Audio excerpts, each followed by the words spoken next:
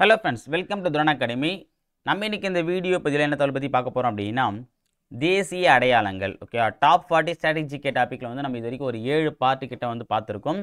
So அந்த 7 பார்ட்ல வந்து ஊழலுக்கு எதிரான அமைப்புகள் அப்படிங்கற ஒரு கான்செப்டே நம்ம வந்து கவர் பண்ணிட்டோம். சரிங்களா? அத பார்க்காதவங்க டிஸ்கிரிப்ஷன்ல அதுக்கு லிங்க் கொடுத்திருக்கேன், அப்ப நீங்க பார்த்துக்கலாம். அதை தொடர்ந்து நம்ம இப்போ 8வது பார்ட்ல வந்து என்ன பார்க்க போறோம் அப்படினா தேசிய அடையாளங்கள். ரொம்ப ஒரு முக்கியமான ஒரு பார்ட் தான். ஸோ ஃப்ரீக்வெண்ட்டாக இதில் வந்து கொஸ்டின் வந்து கேட்டிருக்காங்க. இதை நமக்கு வந்து பார்த்தீங்கன்னா 6th புக்கிலே 6th நியூ சமச்சீர் புக்லேயே வந்து சோசியலில் வந்து கவர் ஆகக்கூடிய ஒரு டாபிக் தான். ஆனால் இது கொஞ்சம் நம்ம வந்து எலாபரேட்டாக எடுத்து முக்கியமான பார்ட்டை மட்டும் தொகுத்து வந்து குறிச்சிருக்கோம். ஏன்னா அதை ஜென்ரலாக வந்து எல்லா எக்ஸாம்லையும் வந்து கேட்டிருக்காங்க. ஓகேங்களா? இதை நம்ம எந்த ஒரு சப்ஜெக்ட் எல்லா சப்ஜெக்ட்டுக்குள்ளே அடக்கலாம். அப்பேற்பட்ட ஒரு சப்ஜெக்ட்ன்றது நம்ம ஜிகே அப்படின்ற மாதிரி பொதுவாக வந்து குறிப்பிடுறோம். இது எல்லா காலத்துக்கும் ஸ்டாண்டர்டாக இருக்கக்கூடிய ஒரு விஷயம். ஓகேங்களா? சரி, ஓகே. இந்த தேசிய அடையாளங்கள் அப்படின்னு பார்த்தீங்கன்னா நம்ம இந்தியாவிற்கான அடையாளங்களாக திகழக்கூடியது, நம்ம இந்தியா வந்து ஒருங்கிணைக்கக்கூடியது, இந்த இறையாண்மைன்னு சொல்லுவாங்க பார்த்தீங்களா, அந்த ஒருமைப்பாடு, இது எல்லாத்தையுமே வந்து பார்த்தீங்கன்னா ஒரு அச்சாரமாக விளங்கக்கூடியதான் இந்த அடையாளங்கள். இதெல்லாம் பார்க்கும்போது நம்ம இந்தியன் அப்படின்ற ஒரு உணர்வு இந்தியன்றதுக்கு உண்டான ஒரு அடையாளமாக இருக்கும். இப்போ தேசிய கீதம், இப்போ நம்ம நாட்டுக்கு உண்டான கீதம் பாடுங்க, தேசிய கீதம் என்ன, உங்கள் நாட்டுக்கு உண்டான தேசிய பாடல் என்ன, உங்களுடைய தேசிய சின்னம் என்ன, உங்களுடைய கொடி என்ன, இது எல்லாமே வந்து பார்த்தீங்கன்னா நம்ம இந்தியா அப்படின்றது ஒரு அடையாளத்தை மேம்படுத்தக்கூடிய ஒரு சில நிகழ்வுகள், ஒரு சில எப்படி சொல்லுறது அப்படின்னா அடையாளங்கள் அப்படின்னு நம்ம சொல்லலாம். ஓகேவா? ஏன்னா ஒவ்வொன்றும் ஒரு சிம்பிள் வந்து பார்த்தீங்கன்னா நம்முடைய ஒற்றுமையை குறிக்கக்கூடிய விஷயமா இருக்கும். அதில் பொதிந்திருக்கக்கூடிய விஷயங்கள். இப்போது ஒரு சின்னம் அப்படின்னா சாதாரணமாக அதை வடிவமைச்சிருக்க மாட்டோம். இப்போ மூவர்ண கொடி அப்படின்னா ஏதோ 3 கலர் எடுத்து டக்குன்னு வந்து பார்த்தீங்கன்னா பெயிண்ட் பண்ணி வச்சது கிடையாது. ஓகேவா? இப்போ தேசிய சின்னம் வந்து பார்த்தீங்க அப்படின்னா இப்போ நம்ம 4 சிங்கம் வச்சுருக்கேன். எதுக்கு சிங்கம் வச்சுருக்காங்க? எத்தனையோ மிருகங்கள் இருந்தாலும் சிங்கத்தை வந்து வச்சுருக்காங்க.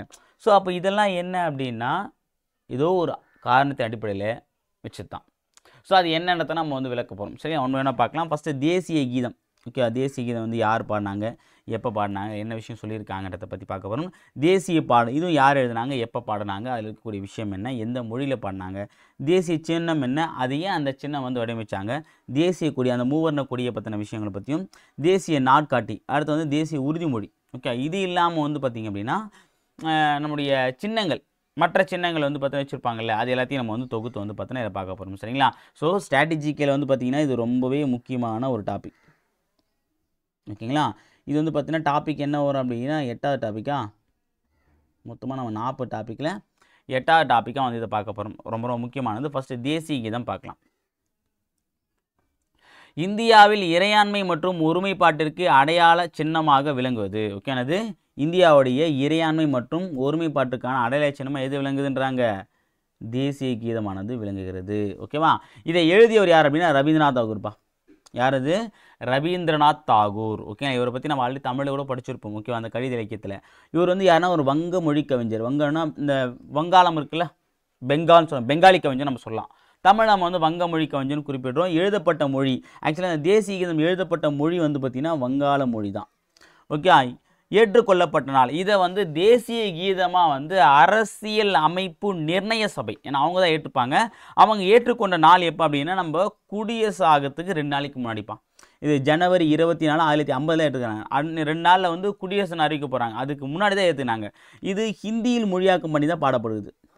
இது ஹிந்தியில் மொழியாக்கம் பண்ணி தான் இப்போ நம்ம பாடுறோம். தேசிய கீதம் வந்து பார்த்தீங்கன்னா ஃபஸ்ட்டு ஓகே ஏற்றுக்கொள்ளப்படுதான் ஜனவரி 24, 1950. இதை முதல் எப்போ பாடினாங்க அப்படின்னா கல்கத்தா ஐஎன்சி மாநாட்டில் தான் பாடியிருக்காங்க. எப்போது? டிசம்பர் 27, 1911. ஓகே, கிட்டத்தட்ட 39 வருஷத்துக்கு முன்னாடியே பாடியிருக்காங்க. ஓகேவா? ஞாபகம் வச்சுங்க. அடுத்தது இப்பாடலில் வந்து பார்த்தீங்கன்னா இந்த பாடல் வந்து பாடும்போது இதில் வந்து 2 நதிகள், 2 மலைகள், 7 மாகாணங்கள் இடம்பெற்றிருக்கின்றாங்க. 2 நதிகள், 2 மலைகள், 7 மாகாணங்கள். அந்த 2 நதிகள் என்னன்னு பார்த்தீங்கன்னா கங்கை, யமுனா. ஓகே, அப்புறம் கங்கா யமுனா அப்படின்னு போட பற்றி, அப்புறம் மலை வந்து பார்த்தீங்கன்னா விந்திய மாச்சல யமுனா கங்கா அப்படின்ற மாதிரி. அப்போது விந்திய மாச்சலம் அப்படின்னா விந்திய, இமாச்சல்னா இமயமலை. ஓகே, கங்கா யமுனா. அப்புறம் மாகாணங்கள் வந்து பார்த்திங்கன்னா மொத்தம் 7 மாகாணங்கள் வந்து குறிப்பிடுறாங்க. என்னென்னு பார்த்தீங்க அப்படின்னா பஞ்சாப், சிந்து, குஜராட், மராட்டா, திராவிட, உத்கல, வங்கா. ஓகே, அந்த வங்காளம் முன்னாடி போட்ட பெங்கால்னா இது வங்காளம் தான்பா. உட்கல், இப்போ ஒடிசாவை தான் இங்கே உட்கல்னு சொல்லி குறிப்பிட்றாங்க. உட்கல் சமவெளி நம்ம பார்த்துருப்போம் ஜாகிரஃபியில் கூட. உட்கல்னா ஒடிசா. திராவிடம்னா இதில் நம்ம எல்லாமே வந்துடும், அந்த 4 மாநிலங்களும் வந்துடும். ஓகேவா? தமிழ்நாடு, கேரளா, கர்நாடகா, ஆந்திரா. ஸோ இதெல்லாம் சேர்ந்து தான் திராவிடம் சொல்லிட்டு குறிப்பிட்றாங்க. ஓகேங்களா? மகாராஷ்டிரா கீழே பகுதி எல்லாமே திராவிடம் தான். மகாராஷ்டிரா, ஒடிசா கீழே அது கீழே தான் இந்த 4 மாநிலம், இந்த 4 மாநிலம் சேர்த்து திராவிடம் சொல்லிட்டு குறிப்பிட்றாங்க. இது 7 மாகாணங்களாக வந்து கருதப்பட்டுச்சு. ஓகேங்களா? ஞாபகம் வச்சுங்க. அந்த பாடலை படிக்கும்போதே நீங்கள் தெரிஞ்சுக்க ஈஸியாக அதை ஞாபகம் வச்சுக்கலாம். ஓகேவா? அந்த உட்கல் மட்டும் குழம்பு, உட்கல்னா ஒடிசா ஞாபகம் வச்சு. ஓகேவா? இப்பாடல் இடம்பெறும் உட்கல் என்ற சொல் ஒடிசாவை குறிக்கிறது. நம்ம பார்த்தாச்சு. ரவீந்திரநாத் தாகூர் இந்த தேசிய கீதத்தை மார்னிங் சாங் ஆஃப் இந்தியா, இது மார்னிங் சாங் ஆஃப் இந்தியா அப்படின்ற தலைப்பில் ஆங்கிலத்தில் மொழிபெயர்த்துருக்காரு. பாருங்க, இவரே வந்து பெங்காலி மொழியில் எழுதியிருக்காரு, இதை ஹிந்தியில் மொழிபெயர்த்துட்டாங்க. அது மட்டும் இல்லாமல் இவர் என்ன பண்ணியிருக்காரு, ஆங்கிலத்தில் மார்னிங் சாங் ஆஃப் இந்தியா. ஏன்னா இப்போ ஆங்கிலேயருக்கு எதிராக தானே எழுதப்பட்டது, நாங்கள் எல்லாமே ஒன்றா இருக்கோம், ஒருமைப்பாட்டை தான் விளக்குது. அப்போ அவனுக்கு தெரியணும் அப்படின்னா இப்போ பெங்கால் மொழி எழுதுனா பெங்காலி தான் படிப்பாங்க, ஆங்கிலேயர் படிக்க மாட்டார். இப்போ ஆங்கிலேயருக்கு உணர்த்துக்கு என்ன பண்ணவர், அவரே என்ன பண்ணார், இது ஆங்கிலேயம் உணர்றதுக்காக ஆங்கிலத்தில் மார்னிங் சாங் ஆஃப் இந்தியா அப்படின்னு சொல்லிட்டு மொழிபெயர்த்தார். அடுத்து தேசிய கீதத்தை பாடும்போது நம்ம கடைபிடிக்க வேண்டிய விஷயம் என்ன, இது ரொம்ப முக்கியமானது. தேசிய கீதத்தை 52 வினால பாடி, நம்ம இஷ்டத்துக்கு பாடக்கூடாது. பாடம் நல்லா இருக்கேன்னு சொல்லிட்டு பார்த்தீங்கன்னா 52 மணி நேரம் பாடக்கூடாது. சரிங்களா? 52 வினாடிகள் தான் நம்ம பாடணும். ஓகேவா? நம்ம எங்கே பாடுறோம், பொதுவாக ஸ்கூல் படிக்கிற வரைக்கும் நம்ம என்ன பண்ணோம் அப்படின்னா அந்த தேசியத்தோடைய முக்கியத்துவம் நமக்கு தெரியாது. அது எல்லாருக்குமே அந்த குழந்தை பருவம் தானே, விளையாட்டாக இருப்போம். ஓகேவா?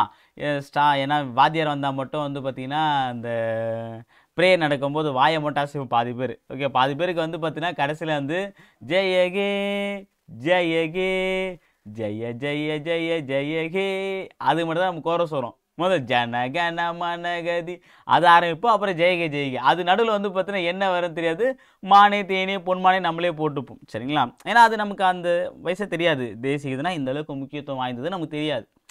ஓகேவா? ஆனால் தெரியும் போது பாடக்கூடிய சுச்சுவேஷன் வராது. பாருங்க, இப்போ நமக்கு வந்து தேசியகீதம் எந்த அளவுக்கு முக்கியமானது, எந்த அளவுக்கு அந்த காலத்தில் வந்து பார்த்திங்கன்னா உருகி மனம் உருகி நம்ம இந்தியா ஒருமைப்பாட்டுக்காக ஒரு பாடல் பாடியிருப்பான்னு சொல்லிட்டு நம்ம இவ்வளோ வந்து தேசியத்தை பற்றி பேசுகிறோம்.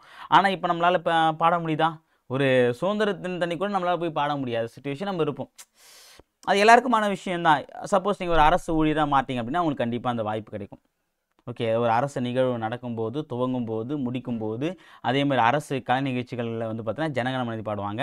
ஸோ இந்த ஜனகன மனதி இதுக்கப்புறம் நீங்கள் வந்து ஒரு கொள்கையோடு பாடுறதுக்காக என்ன பண்ணலாம், நீங்கள் நான் அரசு வேலை வாங்கணும்னு சொல்லிட்டு ஒரு முயற்சி பண்ணலாம். இதெல்லாம் வந்து ஒரு ஸ்பிரிட் தானே, ஏதாவது ஒரு மூலத்தை நம்ம அரசு வேலை வாங்கணும், இதை ஒரு முன்னிலைப்படுத்தலாம். ஓகேவா? சார் நான் வேலைக்கு போயிட்டு ஒரு அர்த்தம் புரிஞ்சுக்கிட்டு முதல் முறையாக நான் ஜனகன மனகதியை பாட போகிறேன் சார் ஒரு அரசு விழாவில் அப்படின்னு நம்ம ஒரு பெருமையாக யோசிக்கலாம். ஓகேவா? அடுத்ததுப்பா, பாடும்போது அனைவரும் எவ்வித அசைவும் இன்றி நேராக நிற்கும். சும்மா வந்து டான்ஸ் ஆடக்கூடாது, ஒரு காலை தூக்கிறது, கை அடைக்கிறது, அது மாதிரிலாம் பண்ணக்கூடாது. தேசிய கீதம் பாடணும் அப்படின்னா ஸ்ட்ரிக்டாக நிற்கணும். ஓகே, அடுத்து பாருங்கள், பொருள் புரிந்து சரியாக பாடணும். இது எங்கே நம்ம இதுக்கப்புறம் பாடுவோம்பா கண்டிப்பாக. ஆஃப்டர் தி வேலைக்கு போயிட்டு போய் கண்டிப்பாக என்ன பண்ணுங்க, பொருள் உங்களுக்கு புரிஞ்சு இப்போ புரிஞ்சுட்ருக்கோம், அந்த ஒரு தேசிய உணர்வோடு பாடணும். ஓகேவா? சரி, பார்த்தது தேசிய பாடல். இப்போ நம்ம தேசிய கீதம் பார்த்தாச்சு. இப்போ தேசிய பாடல் வந்தே மாதர்னு பார்க்கலாம். எழுதியவர் யாருன்னா பங்கிம் சந்திர சட்டர்ஜி. இவரை பிசி சட்டர்ஜின்னு கூட சொல்லுவாங்க. ஓகேவா? அது பிசியா பிசிஎந்தில் பங்கிம் சந்திர சட்டர்ஜி தான் வரும். இவர் வந்து ஒரு வங்க மொழி கவிஞர் தான். ரவீந்திரநாத் தாகூர் மாதிரியே இவர் வந்து ஒரு வங்காள மொழி கவிஞர் தான். ஓகேவா? இவர் எழுதிய ஆனந்த மடம் அப்படின்ற ஒரு நாவலில் இருந்து எடுக்கப்பட்டது தான் இந்த ஒரு பாடல். இது வந்து ஒரு சமஸ்கிருத பாடல். இப்போது நமக்கு டவுட் வரும், வங்காள மொழி கவிஞர் ரவீந்திரநாத் தாகூர், அவர் எழுதின அந்த வந்தே மாதரம் பாடல் வந்து பார்த்திங்கன்னா ஜனகன மனம் வந்து பார்த்திங்க அப்படின்னா அது வந்து வங்காள மொழி. இவர்னா சார் வங்காள மொழி கவிஞர் சமஸ்கிருதத்தில் பாடியிருக்காருன்னு பார்த்திங்க அப்படின்னா அது என்னென்னு தெரில. அப்போ இதை வச்சு கொஸ்டின் கேட்பாங்க, ட்விஸ்ட் பண்ணுவாங்க. சரியா? அப்போது வங்கமொழி கவிஞரான பங்கிம் சந்திர சட்டர்ஜி எழுதிய தேசிய பாடல் எந்த மொழி? நம்ம வங்காள மொழி போட்டுருவோம், ஆனால் வங்காள மொழியில் சமஸ்கிருதம் ஞாபகம் வச்சோம். ஓகேவா? இது என்னது ஆனந்த மடம். இதை டிபிசி கேட்டுக்காங்க அந்த கொஸ்டினை.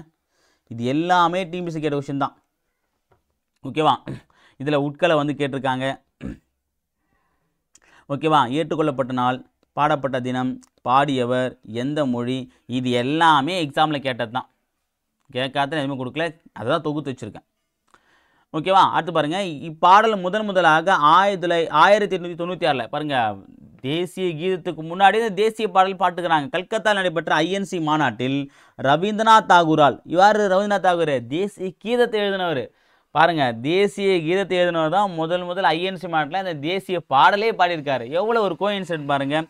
ஆனால் 1896. ஆனால் அப்போ அவங்களாம் தெரியாது இதுதான் தேசிய பாடலாக இருக்கும், இதுதான் தேசிய கீதமாக இருக்கும்னு சொல்லிட்டு ஒரு முன்னிலைப்படுத்தி பாடியிருப்பாங்க. இதுதான் தேசிய பாடலாக வச்சுக்கலாம், தேசிய பாடல் எழுதணும் நோக்கத்தோடு எழுதியிருக்கலாம். ஆனால் இதுதான் வருன்றதை நம்ம சொல்ல முடியாது இல்லை. ஓகே, இப்போ நம்ம வந்து ஒரு குரூப் 4 எக்ஸாம் உட்காந்து படிச்சுட்டு இருப்போம், ஆனால் குரூப் 2 கிளியர் பண்ணிட்டு போயிடும். 4 குரூப் ஒரு எக்ஸாமில் கிளியர் பண்ணாம விட்டுருவாங்க, ஆனால் ஒரு குரூப்பில் கிளியர் பண்ண போகிறோம், அது எப்படியே தெரியாது. அதுதான் நம்ம இந்த மேன் ப்ரொபோசஸ் காட் டிஸ்போசஸ்ன்ற மாதிரி. ஓகேவா. அடுத்து மகாகவி பாரதியார் வந்தே மாதரம் பாடலை 2 விதங்களில், ஓகே 2 டைப்பில் வந்து பார்த்தீங்கன்னா தமிழில் மொழிபெயர்த்திருப்பார். ஓகேவா. வந்தே மாதரம் பாடலை ஆங்கிலத்தில் மொழிபெயர்த்து வந்து அரவிந்த் கோஷ். தமிழில் வந்து பார்த்தீங்கன்னா மகாகவி சுப்பிரமணிய பாரதியார், ஆங்கிலத்தில் வந்து அரவிந்த் கோஷ், ஆங்கிலம் அரவிந்த். ஓகேவா.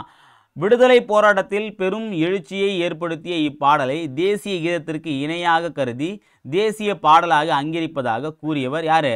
முன்னாள் குடியரசுத் தலைவர் ராஜேந்திர பிரசாத். இவர் தான் வந்து இந்தியாவின் முதல் குடியரசுத் தலைவர் யாரு? டாக்டர் ராஜேந்திர பிரசாத். ஓகேவா. அதே மாதிரி அரசியல் அமைப்பு நிர்ணய சபையின் முதல் நிரந்தர தலைவர் யார் தான்? ராஜேந்திர பிரசாத் தான். ஞாபகம் வச்சுங்க, ரொம்ப ரொம்ப முக்கியமானது. ஓகே, அவர் தான் என்ன பண்ணாரு? இதை வந்து தேசிய பாடலாக அங்கீகரிக்கணும்னு சொல்லிட்டு சொன்னார். ஓகேவா. ஞாபகம் வச்சு. அடுத்தது தேசிய சின்னம். சாரநாத் தூணின் மேல் உள்ள நான்முக சின்னம். சாரநாத் தூணு பார்த்தீங்களா? சாரநாத்தில் உத்தரப்பிரதேசம், அந்த தூண் இருக்கக்கூடிய அந்த நான்முக சின்னம் தான் நம்ம தேசிய சின்னமாக இருக்குது. ஜனவரி 26, 1950 தேசிய சின்னமாக அங்கீகரிக்கப்பட்டது. இது வந்து தேசிய சின்னம் எப்போ அங்கீகரிக்காங்க அப்படின்னா குடியரசு தினத்தன்னைக்கு தான் அங்கீகரிக்கிறாங்க. ஓகேவா. தேசிய சின்னம் மொத்தம் 2 பார்ட் இருக்குப்பா. ஓகே, மேல் பகுதி அடிப்பகுதி இருக்குது. மேல் பகுதி வந்து 4 முகங்கள் கொண்ட சிங்கம். இந்த சிங்க படத்தை பார்த்தீங்களா, மொத்தம் 3 முகம் தானே தெரியும், 4ஆவதாக ஒரு முகம் இருக்குது. அதை பார்த்தீங்க தாங்க மாட்டீங்கன்னு சொல்லிட்டு வந்து பார்த்தீங்கன்னா நம்ம சூர்யா வந்து பார்த்தீங்கன்னா ஒரு டைலாக் வந்து சொல்லுவார். அதே மாதிரி தான் 4 முகம் சிங்கம். அடிப்பகுதி வந்து பார்த்தா சிங்கம் 3 தான் வந்திருக்கு. ஓகேவா. சார் பாருங்கள், 3 சிங்கம் தான் தெரியுது. அதே மாதிரி வந்து பார்த்தோன்னா சூர்யாவும் 3 சிங்கம் தான் எடுத்திருக்காரு, 4ஆவது சிங்கம் எடுக்கலை அப்படின்னா 3 சிங்கம் தான் தெரியும். அதனால தான் ஒருவேளை ஹரி வந்து பார்த்தீங்கன்னா இந்த இந்தியாவுக்கே தெரியாத இந்த 4ஆவது சிங்கத்தை நம்ம ஏன் வந்து வெளிக்கொண்டு வரணுன்றதுக்காக 3 சிங்கத்தோட 3 பாட்டோட முடிச்சிடாரு பொழுது. ஓகேங்களா. சரி, ஓகே. அடுத்து பாருங்க அப்படின்னா அடிப்பகுதி யானை, குதிரை, காளை, சிங்கம். யானை, குதிரை, காளை, சிங்கம் வந்து பார்த்தா இதனுடைய உருவங்களும் அங்கே இருக்குது. ஓகேவா. அடுத்து பாருங்கள் தேசிய சின்னத்தில் உள்ள வாசகம் என்னென்னு பார்த்தீங்கன்னா சத்தியமேவ ஜெயதே. தேசிய சின்னத்தினுடைய வாசகம் என்னன்னு பார்த்தீங்கன்னா சத்தியமேவ ஜெயதேன்னா என்ன அர்த்தம்னா இவர் தேவநாகரிக மொழியில் வந்து எழுதியிருப்பாங்க. என்னுடைய பொருள் வந்து வாய்மையே வெல்லும். தமிழ்நாட்டில் வந்து சத்தியமே ஜெயத்தை வந்து பார்த்தீங்கன்னா வாய்மையே வெல்லும்னு சொல்லிட்டு மாற்றினது யாருன்னு பார்த்தீங்கன்னா அறிஞர் அண்ணா. பார்த்துருப்போம். ஓகேவா. தேசிய சின்னத்தில் உள்ள வாசகம் என்னது? சத்தியமேவ ஜெயதே. இது தேவநாகரி மொழியில் எழுதப்பட்டது. சத்தியமேவ ஜெயதே என்ற வாசகம் முண்டக உபநிடத்தில் இருந்தது.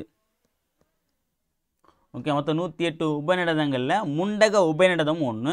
இந்த உபநிடதம்னா என்ன அப்படின்னா இந்த உபனிஷ், ஓகே, அருகில் அமர்ந்து கற்றல் அப்படின்னு சொல்லுவாங்க. சத்தியமேவ ஜெயதே இந்த வாசகம் வந்து எங்கே எடுத்திருக்காங்க? இந்த முண்டக உபநிடத்திலிருந்து எடுக்கப்பட்டது தான் இந்த வாசகம். சரிங்களா. அடுத்தது தேசிய கொடியை பற்றி பார்க்கலாம். தேசிய கொடி ஆக்சுவலாக வந்து ஸ்ட்ரக்சர் பார்த்தீங்க அப்படின்னா இப்படி தான் இருக்கும்.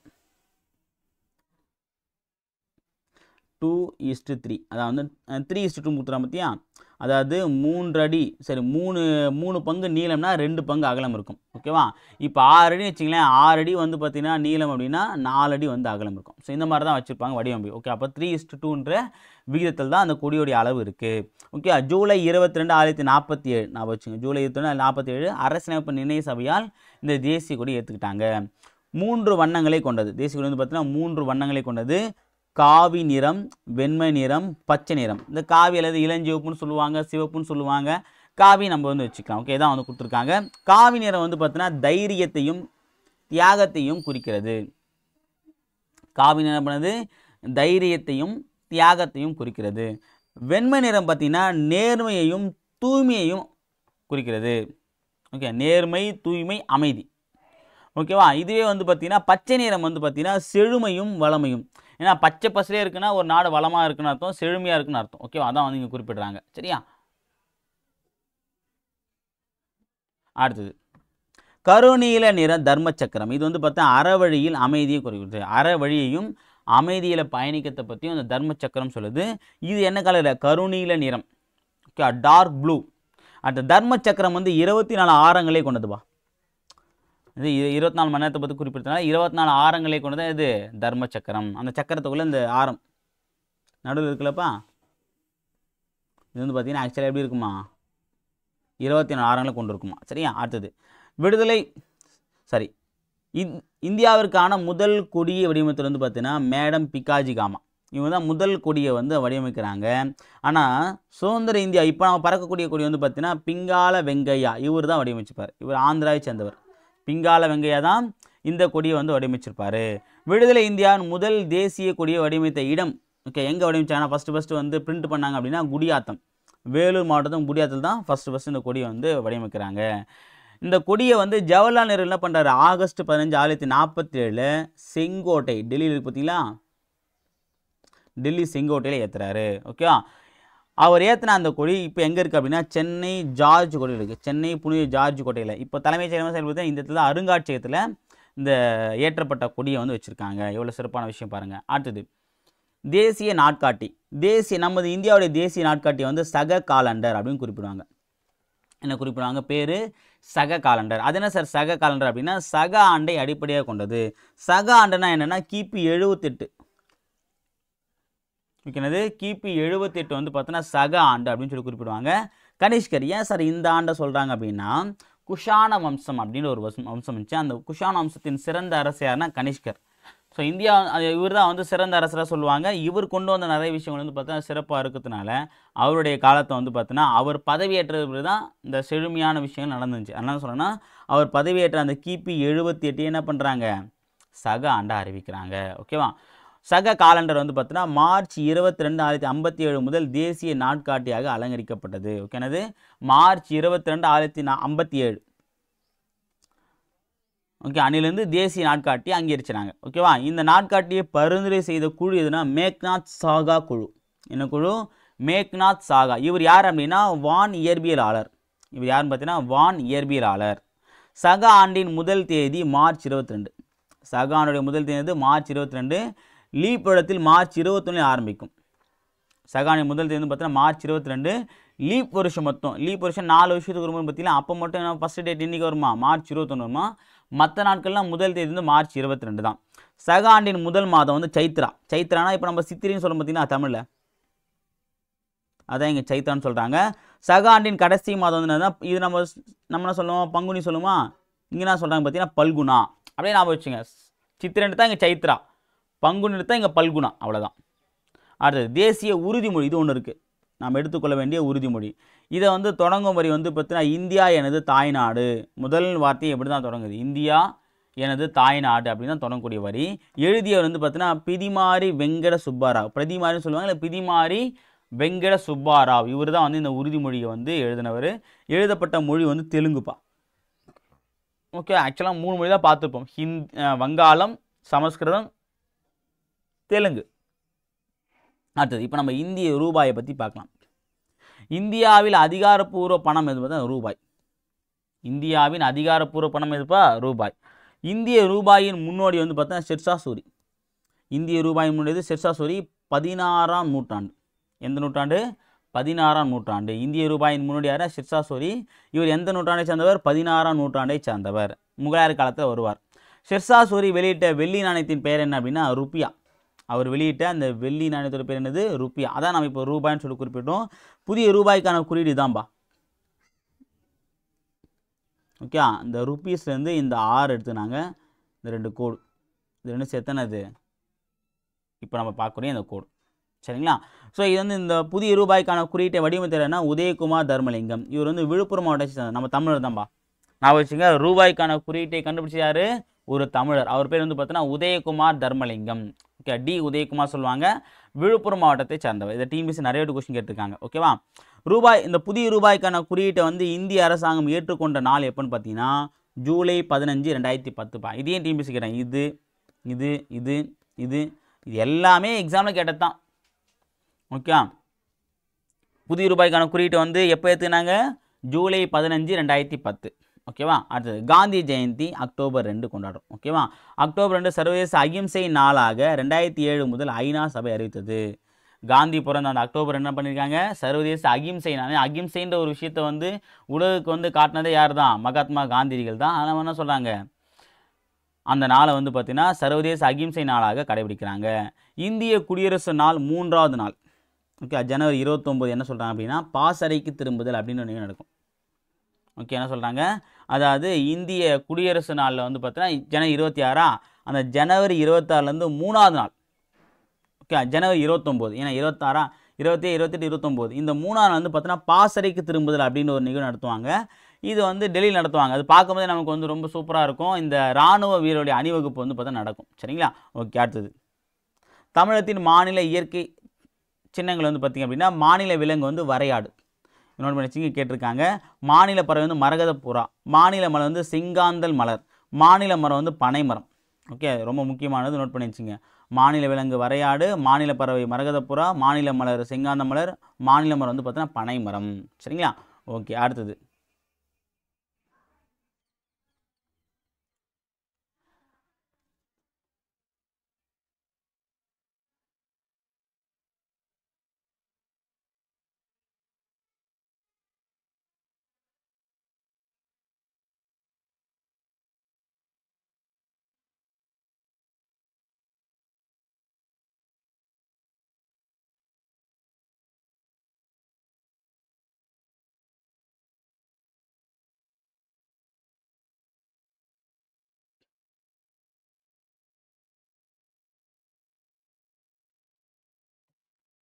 தேசிய இயற்கை சின்னங்கள். ஃபர்ஸ்ட் தாமரை 1950.